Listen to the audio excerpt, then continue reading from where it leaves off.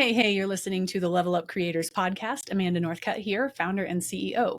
We help digital creators build thriving, sustainable businesses they love, and we are so glad you're here. Welcome. My guest today is our amazing head of sales, Caroline Carter. Caroline and I are going to shed some light on how creators can maximize their brand deal revenue without chasing down deals. Welcome, Caroline. Hi, Amanda. Thanks for having me. You bet. So glad to have you.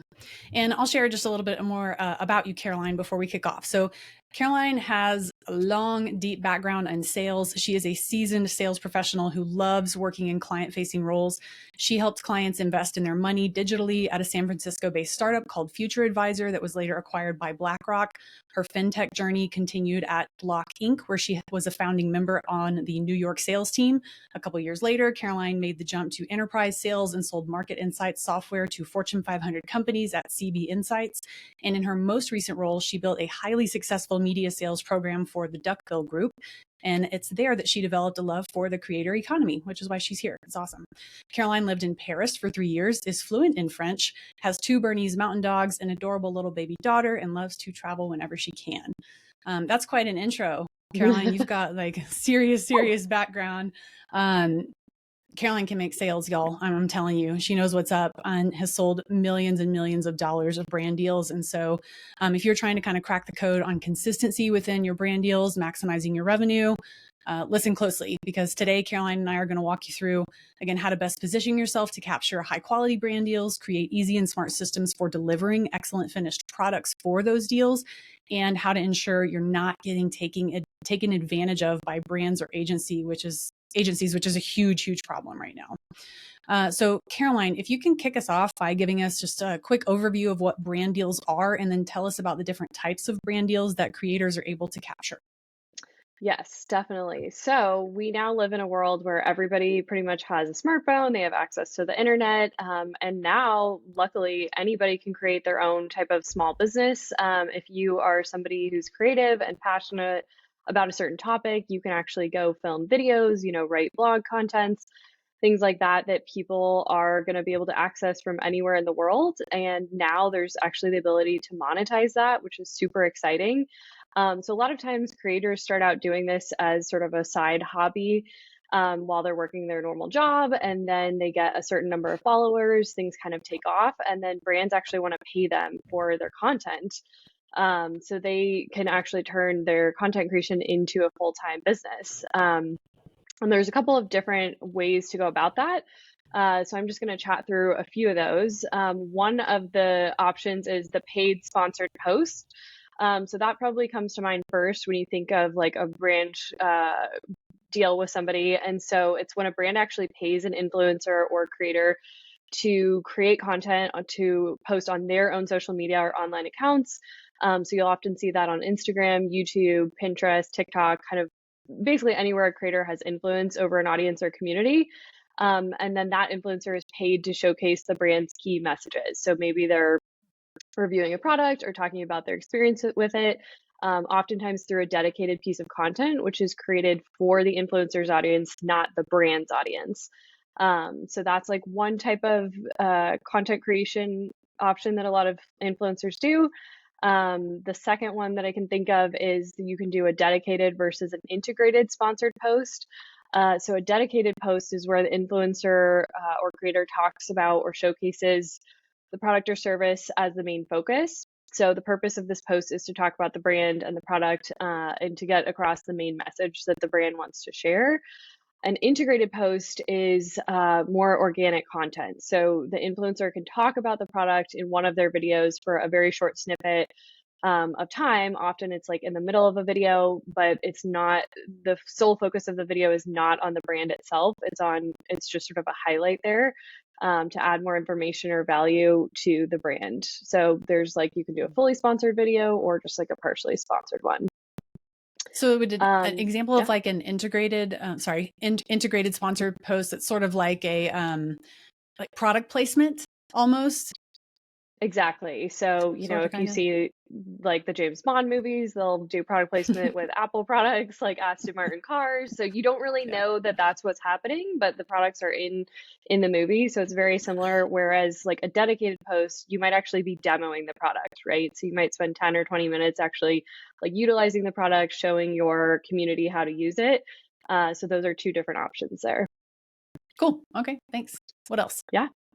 And then there's the content creation brand partnership. So that is where it's a little bit different. So a creator kind of pitches their skills to a brand as a content creator to the brand, and they don't focus on their social media numbers. So they're actually going to the brand and saying, hey, I can help you elevate your content by creating it for you. So this is a Mm. super interesting um, thing where you get to actually architect the content and yeah, you run with a strategy with them. So that's an awesome way to go about brand partnerships. The fourth option they can think of are brand collaborations. So that can be when you are looking at products or services of the brand and it's a little bit different because you might not necessarily be paid on that one, or you're showcasing a free product or discounted products. Sometimes the brand will give you free trips or free exposures on their channels. So that's one option as well.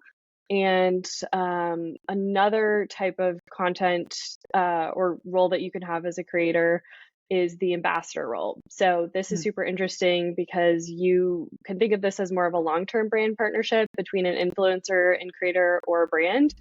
So while other brand partnerships we've discussed are typically one and done, the ambassador role is sort of an ongoing relationship.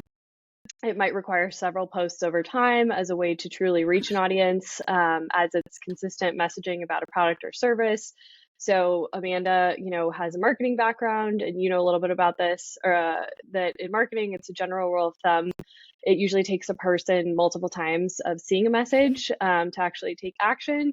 So this is a great way to work with a brand and help them with their goals, and also get consistent work as a creator. Mm. That sounds like something we should dive into a little bit more later in the show. But yeah, the whole ambassadorship thing is very, very interesting because we talk a lot about MRR being really up, down, all around. So the amount of consistent money that a creator makes per month, MRR, monthly recurring revenue, it's really, really hard to nail that in a consistent, predictable way with brand deals alone. But if you can leverage an ambassadorship or two, that kind of like changes the game a little bit. So, okay, I'll put a pin in it and we'll come back to that in a little bit, but I'm very interested in that model for sure. Yeah, definitely. Let's see. Another type of brand partnership that you could have would be affiliate marketing. Mhm. So that's where the brand will provide the influencer or creator with unique links to their products to promote on their social media, maybe their website, their email list. And the nice thing here is that the creator actually keeps a portion of the sale. And then the brand can physically keep track on the return of investment on their partnership. So a lot of times you'll see influencers who have a promo code. I don't know if you've seen the one I see everywhere is like the Stanley Cup, right? So everybody's selling these Stanley Cups and it's, usually their name and then 10% and they apply that promo code. So that's really Mm. nice because you can actually track the ROI on it. And if you have good performance with your audience, you will often be able to tout that with other brands you might want to work with. So that's kind of the affiliate marketing route you can go down. Um, Yeah. Another option are live events or speaking engagements. So I would say this isn't for everybody, but if you love getting up and talking, live or doing videos, this can be a great option. Companies or brands will invite you to speak, sometimes at like kickoff events, or they'll have you do live kind of product placement. This can be a good option. Like I said, if you love getting out there, meeting your community in person, some folks love to do stuff kind of behind the screen and interact with people digitally, but Mm. live events and speaking are great if you want to feel kind of the energy of the audience around you. Yeah, Yeah. let's talk about speaking gigs for just a minute. Do you find that creators and influencers who have more brand deals would sort of have a more natural in to add speaking engagements to their sort of like product offering suite? I think so. I think the folks who tend to excel at the live speaking events or speaking engagements, like you love talking, right? Like some type of brand creators, they just like to Mhm. post kind of more static content or a lot of written content. But if you're somebody that really likes to engage with your audience or talk about a certain topic, those are the folks that are bound to get speaking engagements. I'd also say if you have a lot of YouTube videos and content that they can access ahead of time, that can also be a great way for folks to discover you and say, hey, you did that wonderful 5-minute video on YouTube. Could you actually come do it at our company or retreat or things Yeah. like that? Yeah. Yeah, that sounds like a very, very interesting tie-in and a way to be really intentional about getting speaking gigs. If this is kind of like your first foray into speaking gigs, if you're working with brands and companies that you've already done brand deals with, you have a natural in for them. They trust you, they like you, especially if your brand deal was successful and trackable and all those sorts of things. And then if you can get, one speaking gig there and another, that kind of like can snowball onto itself. And speaking gigs are another way to really significantly actually increase creator monthly recurring revenue. If you want to do 1 to 2 speaking engagements a month and you start out making, a couple $1,000s per, and then you rack up a resume pretty quickly and kind of work your way up the speaking chain, you can get well into the 5 figures on speaking engagements. And so the speaking gig brand deal sort of 1-2 punch can be significant. Even if you don't have your own digital product suite. I mean, that can be really real money real quickly. So yeah, I'm glad you brought that up. That's a really good point. Yeah. Yeah. Okay. So up to this point in this podcast series, Natalie and I and a few other guests have explored all the ways that creators can make money online. And that starts back in episode 3, talking about a merchandise line. And our discussion today about brand deals will kind of cap off this series and like package it up in a nice little present for you. And like, here's all the ways that you can make money. So I want to kind of like insert a little caveat to the rest of the conversation. So the vast majority of the content in this series, this podcast series, centers around building a digital product ecosystem of products that you own. We also talk about affiliate relationships a little bit more in another episode. And then to add on, Caroline talked about a type of brand deals is promoting other people's products where you get an affiliate commission, and that's all great. But kind of our POV at Level Up Creators is that the best way to make the most amount of money that you can as a creator is to have a digital product suite that makes the most sense for you. It's in this combination of what problems can you solve for your audience and provide the most value to them while receiving the most value possible in exchange. And so typically that could include, a couple of one-off digital products, maybe like a course, an ebook, a membership, and then you can go up to like high ticket group coaching, mastermind, and then really high ticket one-on-one types of engagements with your audience. And obviously, like this podcast is specifically for creator educators or creators who are subject matter experts. This isn't really about like entertainment based creators, right? Like obviously brand deals are going to be, and probably a merchandise line are going to be the number 1 and 2 points of leverage for an entertainment based creator. But just a reminder that this is for subject matter experts specifically. So we want you to have a product suite that includes all the things that I just recommended. Speaking gigs are major. If you can like get over any sort of like stage fright or fear around that, that's a way to drive up revenue significantly. And then we want to help you with this podcast in particular, figure out how to predictably and steadily increase your revenue from brand deals. But owning your own product suite and having someone even like our company and Caroline representing you puts you in the driver's seat of your revenue generation. And like, you're not just sitting around hoping some brand deals will come through to pay your bills. Like you've got marketing automation in place. You have a product suite that, moves your customers on a thoughtful journey to maximize the amount of money that they pay you. We talked about LTV a bunch of times. And so I want to just reiterate, I stand by absolutely everything we've said about that and having a product suite. So just know that this episode is not in contradiction. And but moreover, how you can have your cake and eat it too, right? We think brand deals are really important, and we have kind of cracked the code at Level Up Creators with Caroline on how to create consistent and growing revenue with brand deals, as opposed to being in like this reactive mode where you're just waiting for inbound, because that's really kind of like you're still on the hamster wheel if you're doing that. So creators with subject matter expertise should absolutely primarily monetize their expertise through digital products, high ticket group coaching, recurring revenue, things like that. That's your bread and butter. But when done well, again, brand deals can be quite lucrative, especially if Caroline and the rest of our team is working on your behalf to that end. So, okay, all my caveats are out of the way. This is all part of a cohesive strategy to maximize revenue. Caroline, tell us how creators can best position themselves for the most lucrative brand deals.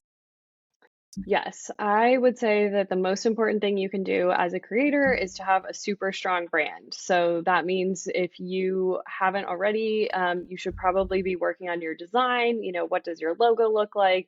Like when I look at your page, what am I going to be able to pick up from it? Is it that you love Mhm. colors? Or is it that you love, a certain type of font? Like it sounds really silly, but people who are serious buyers are going to want to see that you have a super strong brand, and they can think of you as like, oh, that person who does parenting knowledge, or that person who does sleep training. Like they want to be able to Mm. see like you're a subject matter expert on something and you have a very clearly defined brand.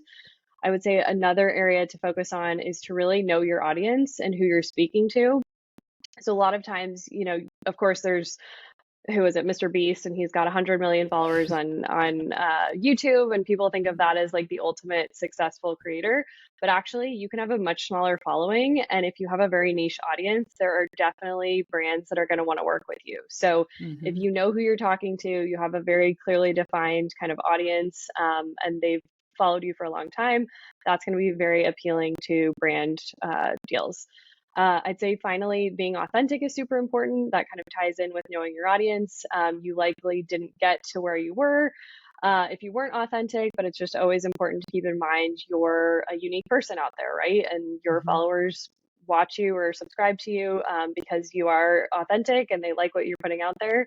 So you don't want to get to a point where things feel too corporate or, you know, too heavy on the ads, right? So we kind of talked about some of those brand deals, and a lot of times like those integrated posts or videos can be good because it doesn't necessarily overshadow who you are and like the organic content you were putting out there to begin with. So those are a couple of the areas I focus on.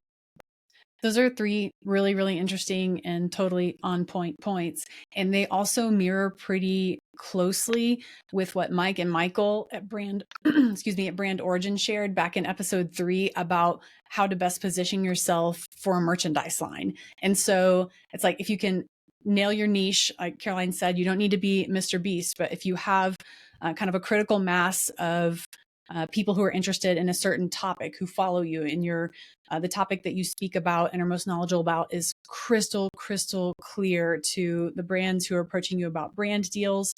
And also, I mean, this feeds into speaking engagement too. It's like this is all true. Just this is like classic positioning, right? And so if you can nail your brand and positioning, and with the aim of attracting brand deals, maybe creating your own product or merchandise line, other things fall into place too, like speaking gigs.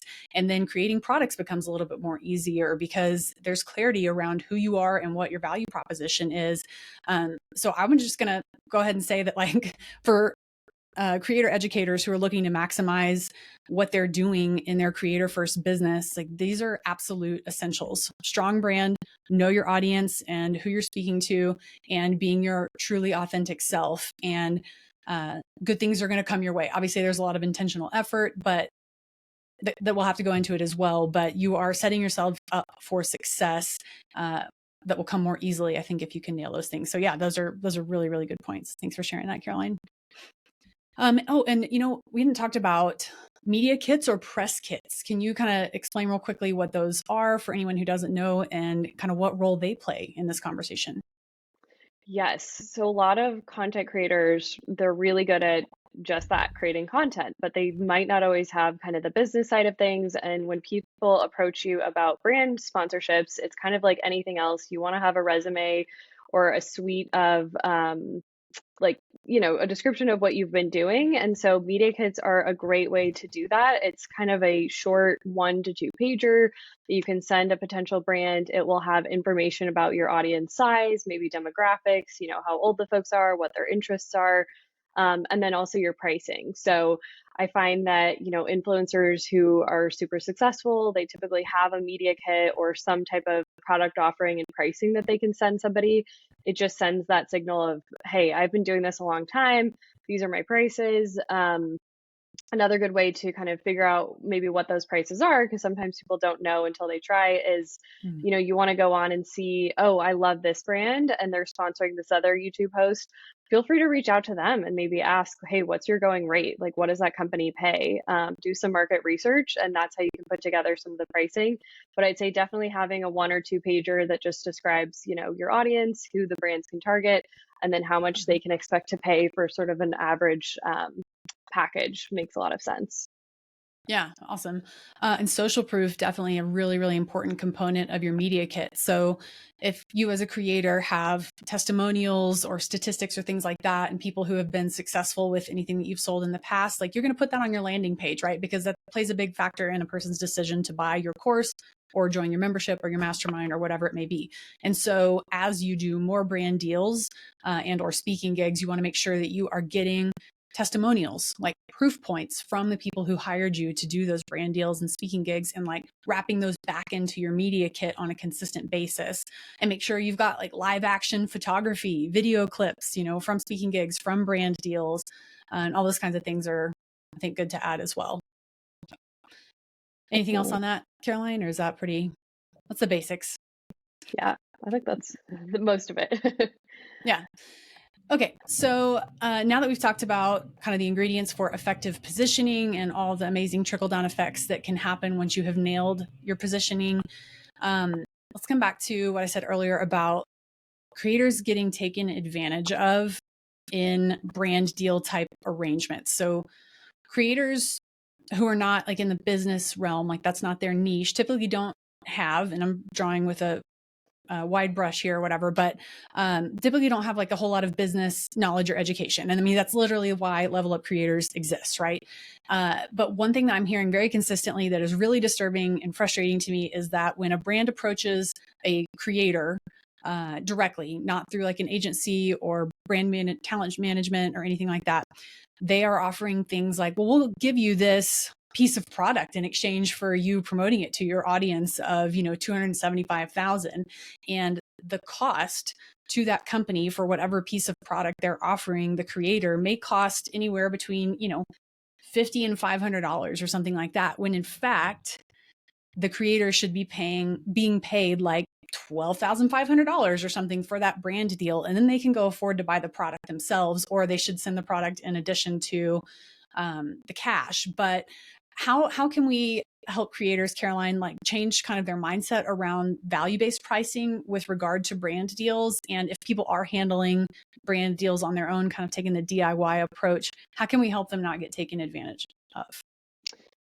That is a great question, and can definitely be challenging for first time or new creators. I actually worked with somebody that they had a company come to them and were like, hey, we'll pay you for a YouTube video. And this creator, didn't know what to charge. So she was like, I'm going to like suggest $3,000 as a flat fee for a 10-minute YouTube video, only to find 2 months later that the same company was sponsoring a different YouTube influencer with a roughly the same amount of followers or subscribers, and they were paying that creator $18,000 for a video. Mm. So yeah, which was super, just a bummer to hear that that creator got taken advantage of, but also then you're really far off in terms of trying to get your price point up, right? So if you've agreed to a $3,000 deal and somebody over here is working with the same company and they're getting paid $18,000, it's going to be a lot harder to sort of leverage that knowledge.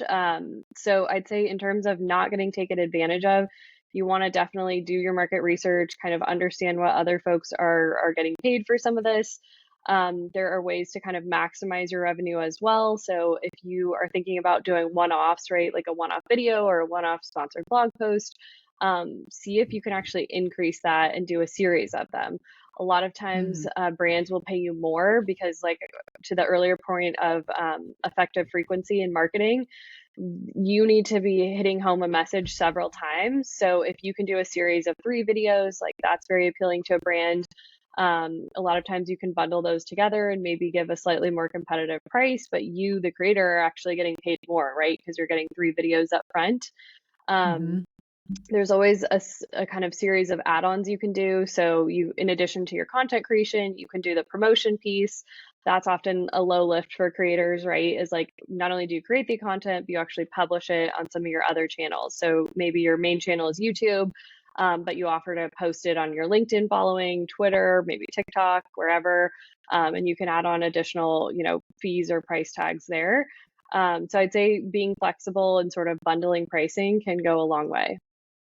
Yeah, I like that. Yeah, and in a bundle is going to be more effective anyway. Just like to Caroline's point, you said effective frequency. I love that term. That's great. Yes. Um, yeah, and then if you have an email list, you can obviously add on newsletters. Like, it doesn't have to just be a social media component. There's lots of access and entry points to your audience that you can provide brands. And so, yeah, putting together like multi-touch, multi-frequency packages seems like a definite way to drive up revenue. And ideally, one of those deals you could kind of like parlay into an ambassadorship, like we were talking about, with like a flat fee per month on longer term contract. Okay, so I like that you mentioned just reach out to people, just DM people who are in kind of like are your peers. That's going to be the easiest types of influencers and creators to get a hold of, right? If you're reaching out to somebody that's like kind of way above your pay grade, so to speak, they're probably not going to get back to you with their pricing schedule. But again, this is for subject matter experts, probably mid-tier creators. Reach out to one another and pay it forward. Also, if someone reaches out to you, share your pricing structure and strategy, and maybe you can learn something from one another. But yeah, that would be great to kind of be able to create a culture where there's a great degree of knowledge sharing happening, so that we don't have these discrepancies between like you're delivering the same thing, but you're getting paid $15,000 less for it. That's super not cool. And quick plug for us here. I mean, we put together killer media kits, and then Caroline goes out and just absolutely slays it. And she'll handle inbound and outbound deals for brand deals and speaking gigs. And just, again, has sold millions and millions of dollars of deals along that vein. And so we do brand management for a number of very successful creators. And Caroline has really, really, really added to their bottom lines. And so if you're not sure what to do, ask an expert. I mean, our model here at Level Up Creators is to, even with our fee structure in place, make sure you get paid more than you would have if we were not there. And we do everything for you except deliver the actual piece. But we give you a little brief that says, here's exactly what you need to do, what it needs to include, the hashtags, da da da da da. So it's really like a full service, full on turnkey situation if you want to outsource your brand management. But again, yeah, I think everything that Caroline said is super important with regard to kind of protecting yourself with different brand deals approaching, or with different brands approaching you directly, and making sure that you're getting paid what you're worth. And speaking of pricing, Natalie and I have talked on several previous episodes about how pricing works, and pricing your products and services is really, really hard. One, it starts with a mindset of what I am providing is valuable. And if you've amassed an audience of over 50,000 or even fewer people than that, depending on the size of sort of your market, again, we talk about that critical mass. If you have a critical mass of followers within your niche, the more valuable what you have to offer is, whether that is digital products directly to your audience, or if it's brand deals offered to bigger brands and companies, obviously. So knowing your value, knowing your worth, and really internalizing that, and knowing that you have something special to offer. A term that's used in pricing is inimitability. And so if it's really hard for someone else to deliver what you can deliver, then you should double your prices immediately. Like, the uniqueness of what you have to offer is a major lever for driving up prices. And then back to Caroline's point about making sure that you're checking on comps, and thinking about equity as well. So what is an equitable deal for you and for the brand? And so what kind of results would you need to deliver in order to charge X number of dollars? And so that's going to vary from brand to brand and company to company. And so we would advise you to not Google how much should I charge for an Instagram post, because they're going to give you just like a, per 1,000 followers metric, and don't think about it that way. Again, think about your level of inimitability, what you have to offer, and what the return on investment is going to be for each different type of brand that you work with. Caroline, can you think of any examples, or adding a little context and color? So I stop monologuing here about, like, you might offer the same thing the same deliverable to two companies, but the value of it is drastically different depending on what the company sells. Yes, I think a really important thing to do, and I do this on my sales calls when I'm helping get business for influencers, is on that initial discovery call, you want to understand what their objectives are. So if it's really just to get in front of a certain number of eyeballs, maybe the pricing is structured around, hey, I have 50,000 followers. That's what you're trying to get access to. That's great, but that's not always a great metric to figure out your pricing or deliverables. I would say asking questions like, well, what are you hoping to achieve from this campaign? Are you looking to do brand awareness, which is really just them getting their message out there? They just want to get the product in front of people. Are you focusing more on demand generation or lead generation? So, are you measuring the success of this partnership by how many people go to your landing page or sign up for the product or buy the product? And so, those types of questions are a good way to ensure the partnership makes sense. And that's also another good way to help figure out how you want to price it and not get taken advantage of, or not be distilled down to just a number and like, this is how many followers you have. And so this is like the base rate you're going to get paid. What are other questions? Like, say a influencer creator receives an inquiry for a brand deal. What should they ask other than that to make sure that they're understanding objectives and can price accordingly? Like, what's a quick way to level up to get more information before you share pricing? I think the most important question you can ask is just like, who are you trying to target, right? Because ultimately that's going to be a qualification metric. And so if they're looking to target the folks that you have in your audience, you're probably going to be a great fit for them, whether you are focused on demand generation or brand awareness or whatever end goal. It's all about Mhm. like matching yourself with the audience of the brand. So that's what I focus on too. And sometimes you actually want to turn down deals because maybe the audience is not the right fit. And so you're not going to get any clicks or eyeballs. And then the brand is going to be upset. They might, not want to work with you again. So you want to actually qualify in and out of some of these deals based on like, is the partnership a match with your audience? Yeah. And to add on that, just a total yes and here. Don't work with brands who are trashy and are not going to do right by your audience. And so do some vetting, maybe before you even reply to somebody's emails, thinking about the questions that Caroline is imploring you to ask, but also Google the company, look at reviews of their products, make sure that they are legitimate so that you don't lose legitimacy with your audience by association with this, trashy brand or whatever. So making sure that you are protecting yourself and your audience from anybody who is kind of subpar, if you will. And also see if that brand has recently received like venture capital funding or it was acquired by a private equity firm. And to Caroline's point earlier, do research on who else they have done brand deals with.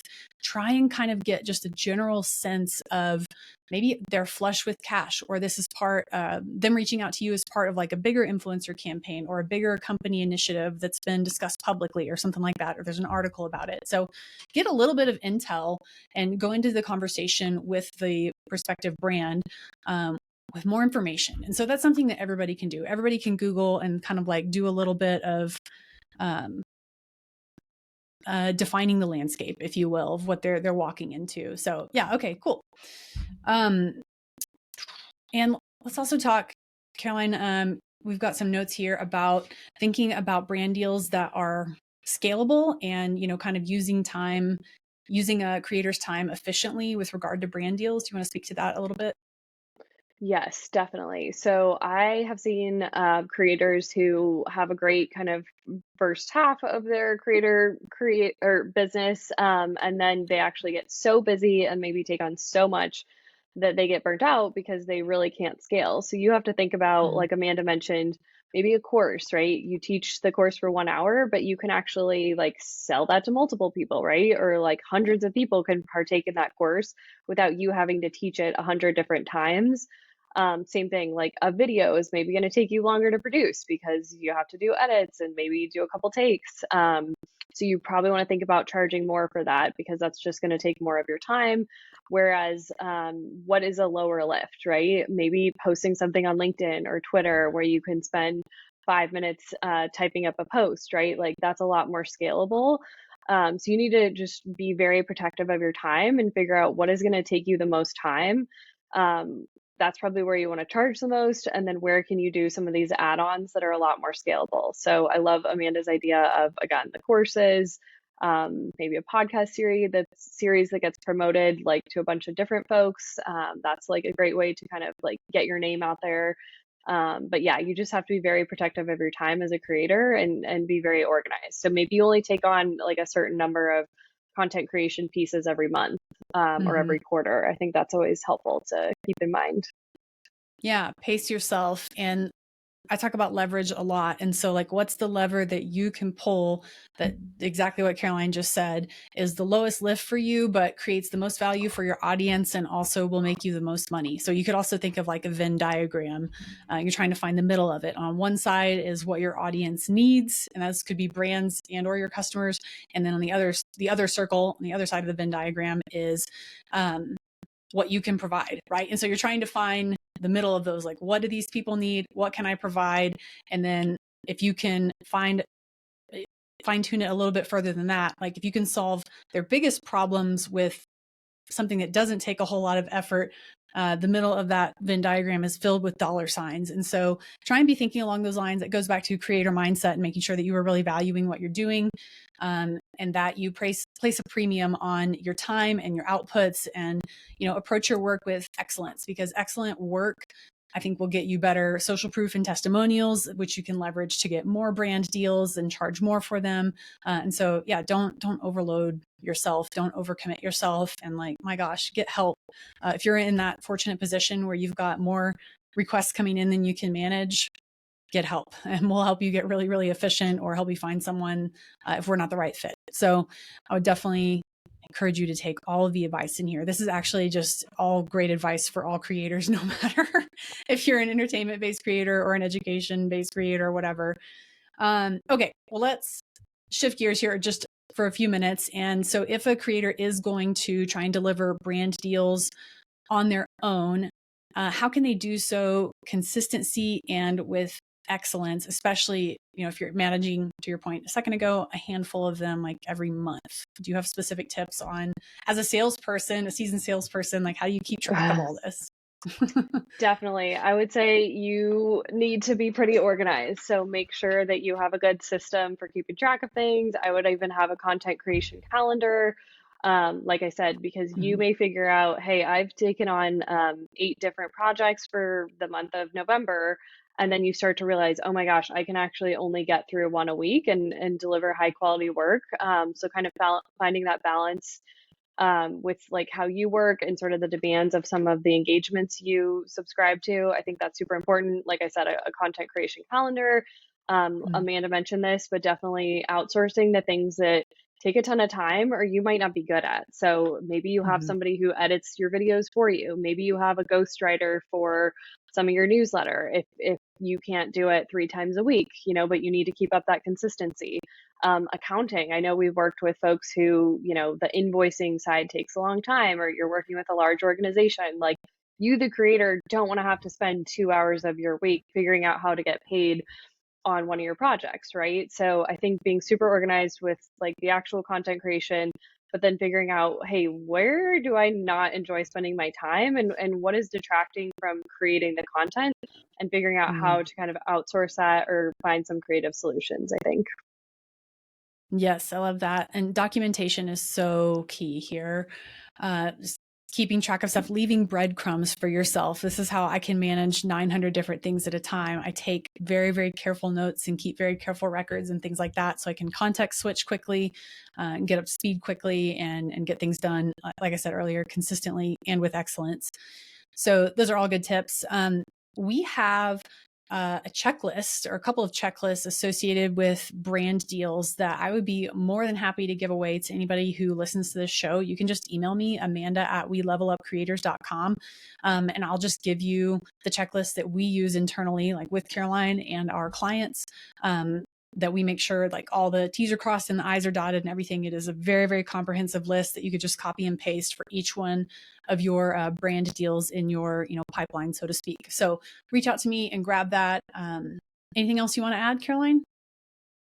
I think that's about it. But yes, definitely, if you are a content creator looking for some help with your sales or managing your pipeline, definitely reach out to us because I know that Amanda is great at managing the business side of things, and I love helping you monetize your creative talents. So feel free to reach out to us.